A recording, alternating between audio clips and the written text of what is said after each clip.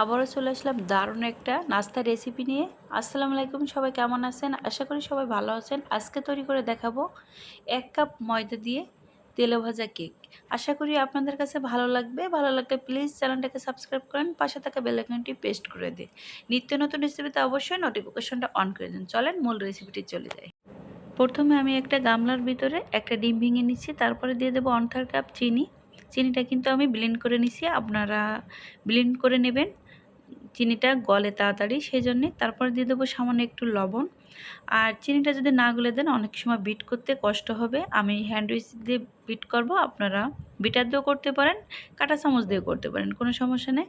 লবণটা দেওয়ার পরে এখন এটাকে আমি ভালোভাবে একটু ফোমের মতো তৈরি করে নেব। ফোমের মতো তৈরি হয়ে গেছে একটু। তারপর আমি এর ভিতরে 3 টেবিল চামচ সয়াবিন তেল দিয়ে দিছি, রান্নার যে সাদা তেলটা সেটা দিয়েও আবার একটু বিট করতেছি।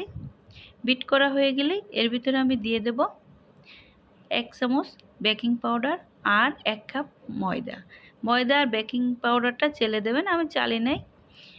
তারপরে আমি এগুলো ভালোভাবে হ্যান্ড উইক্স দিয়ে মিশিয়ে নিচ্ছি আর দিয়ে দেবো ভ্যানিলা এসেন্স। কেকের যে সেন্টটা ভ্যানিলা এসেন্স অবশ্যই এটা দেবেন। তারপরে যে ব্যাটারটা এরকম হবে। এখন ব্যাটারটা আমি 5 মিনিটের জন্য রেস্টে রেখে দেব। রেখে দেওয়ার পরে আবারও চলে আসলাম 5 মিনিট পর। 5 মিনিট পর দেখেন ব্যাটারটা কত সুন্দর হয়েছে। এখন আমি এটাকে কি করব, একটা চামচের সাহায্যে ছোট ছোট করে আমি তেলের ভিতর দিয়ে দেব। আমি দেখাচ্ছি কতটুক নিতে হবে, এতটুক পরিমাণ নিয়ে, আর চামচে অবশ্যই তেল মাখিয়ে নেবেন। তারপরে হাতের তালুতে এটা দিয়ে কড়ার ভিতরে দিয়ে দেবেন। এই যে আমি দিয়ে দিছি। আর চামচে একটু বেশি করে তেল মাখালে আর শেপটাও সুন্দর হবে।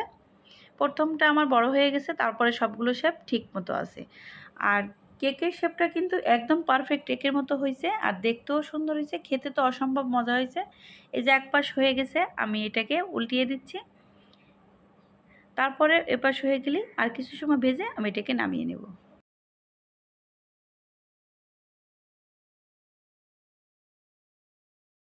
আর একটু কালার আসলে আমি এটাকে নামিয়ে নিব। কালারটা চলে আসছে, এখন আমি এটাকে একটা ছাঁকনির সাহায্যে তুলে নিব। তুলে দেখাচ্ছি কত সুন্দর কালার হয়েছে। এই তো তৈরি হয়ে গেছে তেলে ভাজা কেক। একবার হলেও ট্রাই করবেন। সবাই ভালো থাকবেন, সুস্থ থাকবেন। আবার কোনো নতুন রেসিপি নিয়ে উপস্থিত হবো। নাইস ফুড অ্যান্ড এন্টারটেনমেন্ট থেকে। আল্লাহ হাফেজ। Thanks for watching.